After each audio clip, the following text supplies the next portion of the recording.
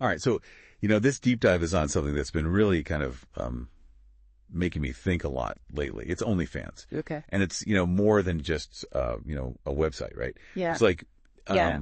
Yeah.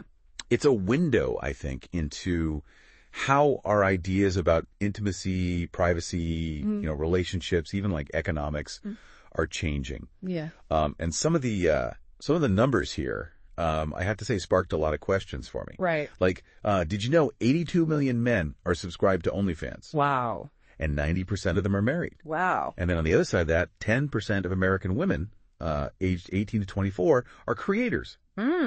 So, what's the real story here? What are we talking about? Well, I think what's fascinating about OnlyFans is these figures that seem kind of shocking at first glance. I think when you dig a little deeper, they actually reflect some pretty profound shifts that have been happening for a while now. Yeah, I got to admit that 90% statistic about married men, that really jumped out at me. It's kind of, challenges some assumptions, right? Yeah. What does that even mean for how we think about, fidelity in the digital age? Yeah, I think it's definitely complex, and one thing that I think we have to take into account is just the role of technology. Researchers talk about this AAA engine, accessibility, affordability, anonymity. Oh, okay. And digital platforms like OnlyFans, they just tap right into that. So, I don't think it necessarily means that these men are unhappy in their marriages. It's more about just having this private and easily accessible outlet for exploration, So it's less about some sort of like crisis of commitment and more about how we're sort of defining the boundaries of relationships in a world where this kind of content is literally just a click away. Exactly. Yeah. And, I think this also connects to a broader trend that we've been seeing, which is just people, seeking fulfillment and escape through digital content in all sorts of ways, right? Remember that study from the University of Chicago about online fantasy and relationships? Oh, yeah. And it found that couples who engaged in fantasy online, even separately, actually reported higher levels of satisfaction in their real life relationships. Yeah, that's a really interesting sort of twist on this, right? That engaging in fantasy online could actually potentially benefit real life relationships. Right. Let's shift gears a little bit and talk about the women on OnlyFans. Okay. You included some fascinating sources on this, and that 10% figure is really striking. Yeah. What do you think the draw is there?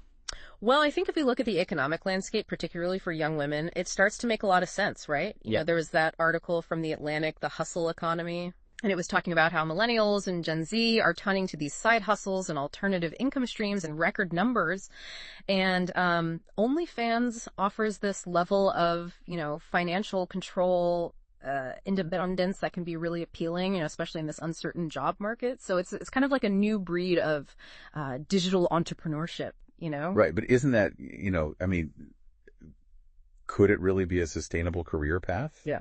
Or is this more of like a temporary solution? Yeah. And, I also wonder about the psychological impacts on creators. We were talking earlier about that study about the emotional labor involved in this kind of work. Absolutely. Those are really important points to bring up. The long-term sustainability is definitely something to consider.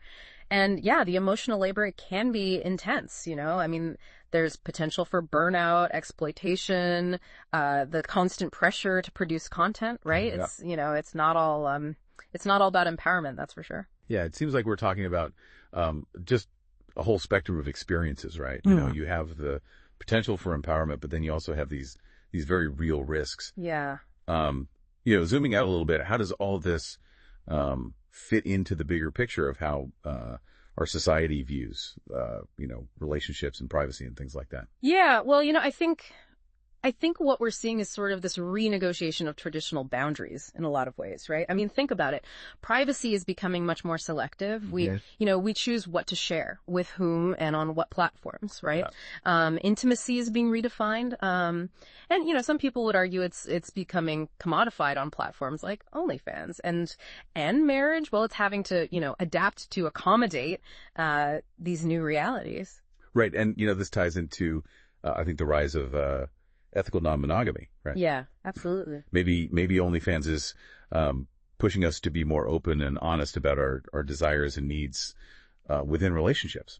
right? Right. It's definitely prompting some pretty deep conversations. For sure, for sure. And, ethical non-monogamy, essentially what we're talking about is having transparent and consensual relationships outside of the traditional monogamous model, right? Right.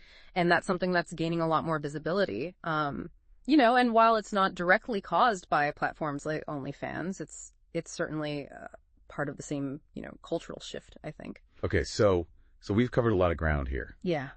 Where do we go from here? I mean, is this just a blip on the radar, or are we witnessing like a fundamental shift in how we relate to each other in the digital age? I mean, I think it's safe to say that, the genie's kind of out of the bottle at this point, right? Yeah. Platforms like OnlyFans, they're not going away anytime soon. But I do think we'll see a counter movement emerge, I think people will start to really grapple with, the long-term implications of all of this. And, there may be this push for greater transparency and, more ethical approaches to digital intimacy. Okay. The economic models behind all of this, they might evolve as well. Yeah. So as we wrap up this deep dive, I want to leave everyone with something to ponder. Okay. How might these trends, how might they impact your own life, your relationships? Okay. What new possibilities or challenges do you see emerging as technology and social norms just continue to sort of intersect in all these different ways? Yeah, that's a great question. It's a lot to think about. And that's the beauty of it, isn't it? Absolutely.